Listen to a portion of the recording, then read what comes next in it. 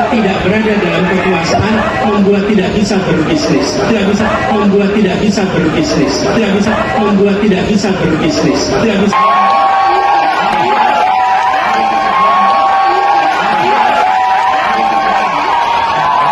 Nah, memang di sini Pak Prabowo Subianto kelemahannya kalau menurut saya ya, gampang mereaksi, gampang ya terpancing emosi.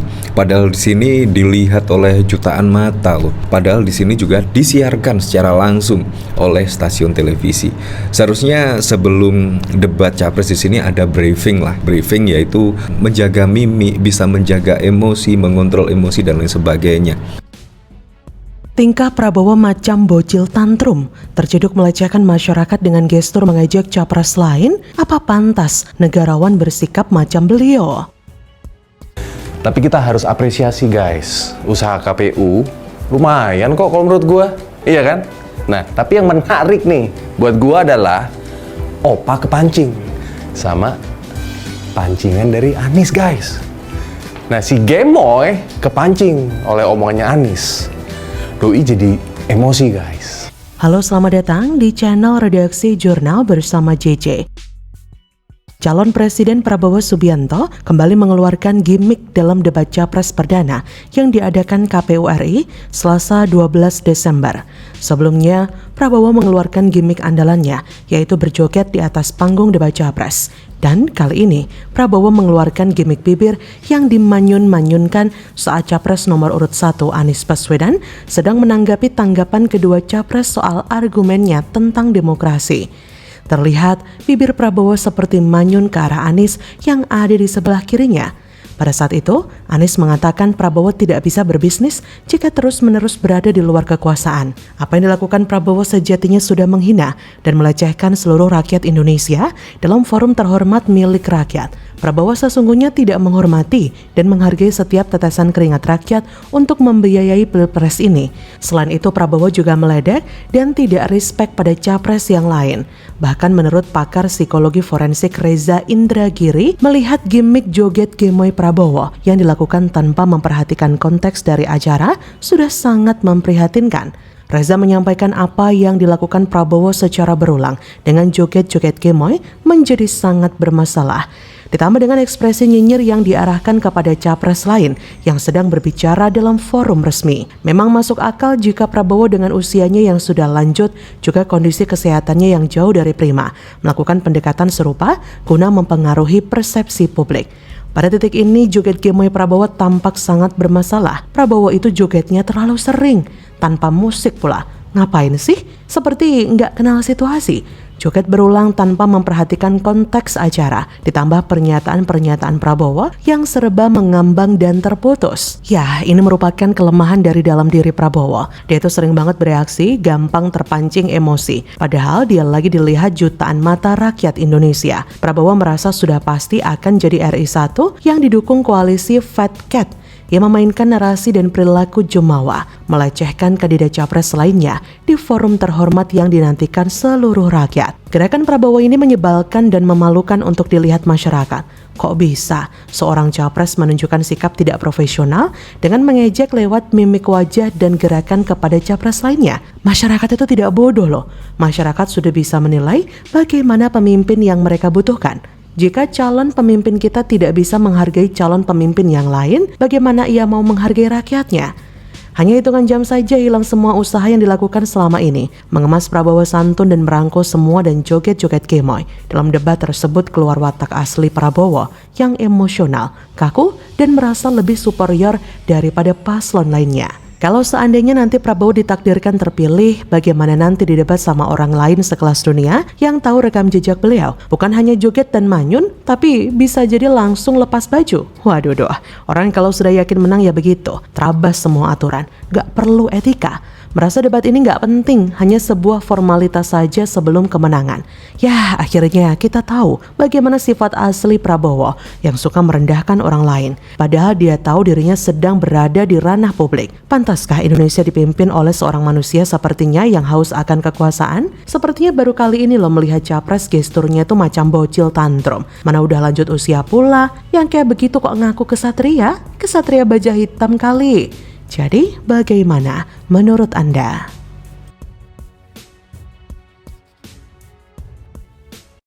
Kalau demokrasi kita tidak berjalan, tidak mungkin Anda jadi gubernur.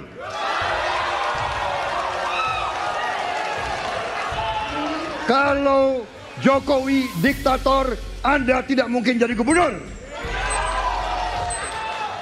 Saya waktu itu oposisi, Mas Anies. Anda ke rumah saya, kita oposisi, Anda terpilih. Waktu habis, Bapak. Harap tenang, Bapak Prabowo. Baik, para pendukung, kami mohon untuk tenang, para pendukung. Para pendukung. Emosi Prabowo meledak-ledak tak terkontrol. Ogah cipika-cipiki dengan Ganjar dan Anies blunder parah. Dari ketiga calon presiden yang tentunya beradu ide, gagasan, dan juga program-program. Tentunya inilah akhir dari debat pertama Capres 2024. Katanya ada di rapat kabinet, ada capres yang menampar wamen, gitu kan. Ini di rapat kabinet, di tempat terhormat di mana pemerintah menempatkan orang-orang yang saya pikir intelektualitasnya tidak perlu diragukan lagi gitu, karena terus tiba-tiba katanya di dalam rapat itu ada penamparan yang dilakukan oleh seorang capres gitu kan. Tingginya angka pemilih bimbang itu sebenarnya bukan karena mereka bimbang. Mereka itu menyembunyikan pilihan mereka karena nggak mau diketahui oleh lembaga survei yang mereka anggap pertanyaannya itu sudah disetting untuk menaikkan suara Prabowo Gibran. Wah, tapi anggap sajalah kalau survei-survei itu benar, membahagiakan orang kan ada pahalanya. Halo, selamat datang di channel Redaksi Jurnal bersama JJ. Pegiat media sosial John Sitorus memberikan tanggapan soal debat Capres nomor urut 2 Prabowo Subianto Selasa 12 Desember 2023. Lewat akun Twitter pribadinya, John menyebut Prabowo lagi-lagi blunder. Prabowo diketahui menolak cipika-cipiki dengan Ganjar dan Anies Baswedan. Mungkin ini karena emosi dan ngambek dihajar terus-terusan selama debat berlangsung. Panggung debat malam itu menurut John benar-benar hanya milik Ganjar dan Anies. Bukti pertarungan gagasan sangat menentukan kualitas isi kepala. Bukan hanya Prabowo yang terlihat emosional, wakilnya Gibran Rakabuming Raka juga terlihat begitu emosional.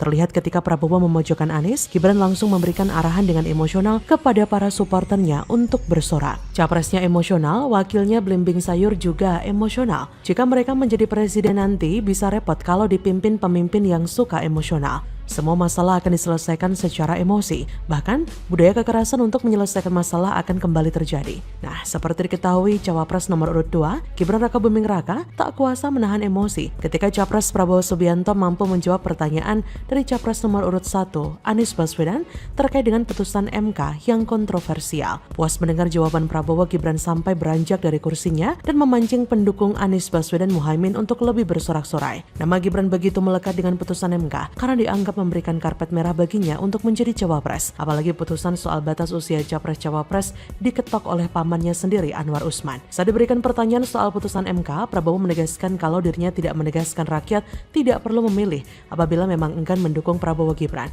Kepada Anies, Prabowo menegaskan kalau dirinya tidak takut apabila tidak memiliki jabatan. Mendengar jawaban Prabowo, Gibran langsung berdiri, menggerakkan tangannya seolah memancing para pendukung Anies untuk lebih kencang dalam bersorak. Wajahnya terlihat begitu antusias seolah melepaskan emosi yang dipendam. Aksi Gibran memantik beragam komentar dari warganet di platform X. Menurut warganet, perilaku Cawapres Gibran seperti halnya anak kecil, benar-benar belum matang secara mental dan sangat belum dewasa.